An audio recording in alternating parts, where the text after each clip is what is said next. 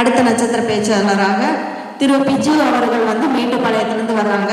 Numerologist. இன்னைக்கு என்ன தலைப்பு பேச போறீங்க சார்? முதல் மேடை, முதல் கன்னி பேச்சாக பேச வருகிறார். பாரம்பரிய முறையில் அஷ்டவர்க்க பறவைகள் பற்றி பேச வராங்க. வாங்க சகோதரர். அதற்கு ஒரு மிகப்பெரிய வாழ்த்துக்களை நான் சொல்லிக்கிறேன். ஏன்னா முதல் மேடை பேச்சிலேயே அஷ்டவர்க்கத்தை பற்றி பேசுகிறாங்க. சூப்பர், வாழ்த்துக்கள் சார். வாங்க.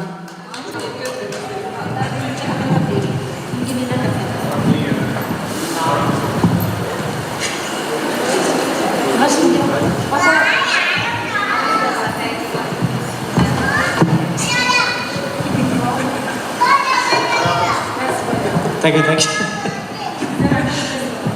எல்லாருக்கும் வணக்கங்க. என் பேர் பிஜு. நான் மேட்டுப்பாளையத்துலேருந்து வரேன். இது எனக்கு முதல் மேடை. அதே மாதிரி ஜோதிட ரத்னா சங்கம் எம்பி வினோதி அம்மாவோட, என்னோட குரு வினோதி அம்மாவோட முதல் கருத்தரங்கத்தில் எனக்கு பேச வாய்ப்பு கிடைச்சிருக்கு. அதுக்கு மிகவும் நன்றி. அவங்களுக்கும் இந்த கருத்தரங்கம் சக்ஸஸ்ஃபுல்லாக அமைய என்னோடய வாழ்த்துக்கள். இப்படி வச்சுக்கலாம். இப்போது என்னோடய தலைப்பு வந்து பார்த்திங்கன்னா அஷ்டவர்க்க பறவைகள். இது வந்து எப்படின்னா பேசிக்கலி நம்பர்ஸ் பேஸ் பண்ணி வரும். எப்படி நம்ம ஜாதக கட்டத்தில் வந்து நவகிரகங்களும் 12 ராசிகளும் இருக்கும், அது வந்து இங்கே நம்பர்ஸ் தான் நம்ம பார்க்குறோம். ஸோ இதில் வந்து ஒவ்வொரு கிரகங்களுக்கும் நம்ம வந்து 8 பாயிண்ட்ஸு அலாட் பண்ணுறோம். ஸோ பேசிக்கலி 7 × 8 × 12, இப்போ மொத்தம் 672 பாயிண்ட்ஸ் வரும். அதில் சுப பரல்கள்ங்கிறது வந்து 337 பாயிண்ட்ஸ். சரிங்களா? இப்போ ஒருத்தர் ஜாதக கட்டம் நம்ம எடுக்கிறோம். இப்போ அவரோட அந்த ஜாதகர் வந்து எப்படி இருப்பார், அவரோட கான்ஃபிடன்ஸ் லெவல் எப்படி இருக்கும், அதெல்லாம் எதிர்பார்க்கணும். இப்போ ஒன்றாம் ஸ்தானத்தில் அவரோட பறவைகளோட வேல்யூ வந்து ரொம்ப ஜாஸ்தியாக இருக்குன்னா அவர் மிகவும் கான்ஃபிடெண்ட்டாக இருப்பார், செல்ஃப் மோட்டிவேட்டடாக இருப்பார், அவர் சுய முயற்சியிலே அவர் வந்து முன்னுக்கு வருவார், எந்த ஒரு சுச்சுவேஷன்லையும் அவர் தளர மாட்டார். ஸோ அதை வச்சு இதுக்கு இப்போ சப்போஸ் அவருக்கு வந்து பறவைகள் கம்மியாக இருக்குது, அப்போ இது சிம்பிளாகவே நம்ம சொல்லலாம். அவருக்கு வந்து கான்ஃபிடன்ஸ் லெவல், அவர் செல்ஃப் மோட்டிவேட் பண்ணாலே போதும். அதுவே வந்து ஒரு பெரிய பரிகாரம் தான்.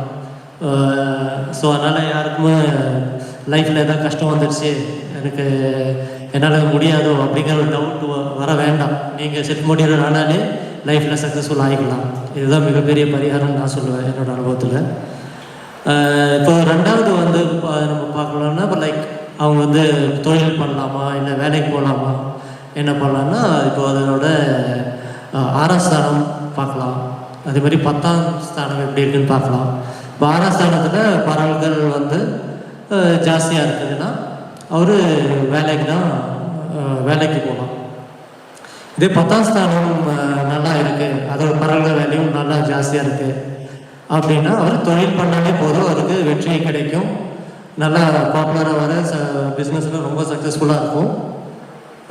அதே மாதிரி இவருக்கு வந்து இப்போது ஃபினான்ஷியலாக எப்படி இப்போ சம்பாதிக்கிறாரு, அது வந்து கடன் ஏற்படுமா, எந்த லெவலுக்கு அவருக்கு வந்து ஃபினான்ஷியல் இஷ்யூஸ் வரலாம், அதே எப்படி நம்ம பார்க்கலான்னா அவரோட 11ஆம் ஸ்தானம் 12ஆம் ஸ்தானம் வச்சு நம்ம சொல்லலாம்.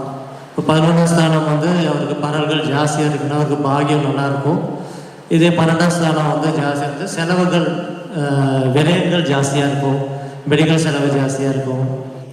இப்போ டோட்டலாகவே அவர் கட்டத்தில் வந்து 12ஆம் ஸ்தானம் ஜாஸ்தியாக இருக்குன்னா அவருக்கு வந்து அடிக்ஷனில் லைஃப் வந்து பாதிக்கப்படும். ஸோ இதெல்லாம் நம்ம தெரிஞ்சுக்கிட்டு என்ன பண்ணலாம்னா அவரோட சில பரிகாரங்கள், அவரே கான்ஷியஸாக சில விஷயங்கள் வந்து செஞ்சு அவரோட லைஃப் வந்து சக்ஸஸ்ஃபுல்லாக ரன் பண்ண உபயோகப்படுத்தலாம். அதே மாதிரி ஹெல்த் வந்து சில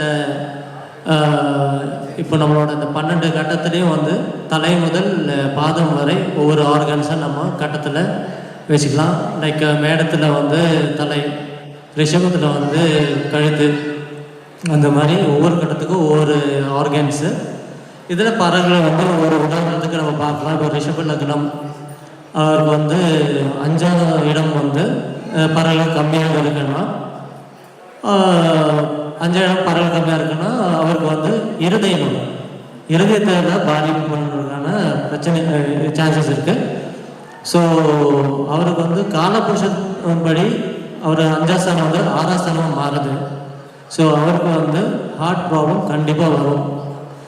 கண்டிப்பாக ஏதாச்சும் ஸ்டென்ட் வைப்பாங்க, இந்த மாதிரி இஷ்யூஸ் இருக்கும்.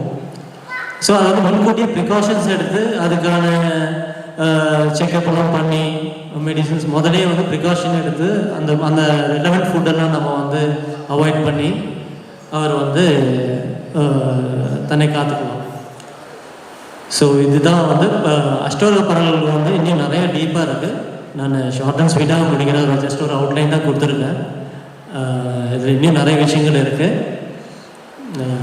இப்போது உங்களுக்கும் இதெல்லாம் பார்க்கணுன்னா காண்டாக்ட் பண்ணி உங்கள் பரவல்கள் மூலமாகவே உங்களை பற்றி உங்கள் லைஃப் பற்றி தெரிஞ்சு ஏன்னா டேரெக்டாகவே உங்களுக்கு அந்த நம்பர்ஸ் இன்வால்வ் ஆனதுனால நம்பர்ஸ் பார்த்துட்டு நமக்கு என்னென்ன விஷயங்கள் கம்மியாக இருக்குது அதை வந்து நம்ம எப்படி பலப்படுத்தலாம், அதுக்கான பரிகாரங்கள், அப்புறம் கான்ஷியஸாகவே நம்ம சில விஷயங்கள் இந்தந்த ஹார்ட் ஒர்க் போட்டு நம்ம சில விஷயங்கள் வந்து ரெடி பண்ணலாம். அப்படி இந்த பரவல்கள் வந்து நமக்கு யூஸ்ஃபுல்லாக இருக்கும்.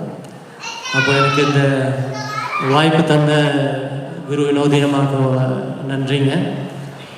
அதே மாதிரி ஜோதிட ரத்னா சங்கமம் இன்னும் நல்லபடியாக மேலும் மேலும் வளரணும், சக்ஸஸ்ஃபுல்லாக வரணும். அதுக்கு ரொம்ப நன்றி. எனக்கு வாய்ப்பு தந்த நன்றி. தேங்க்யூ.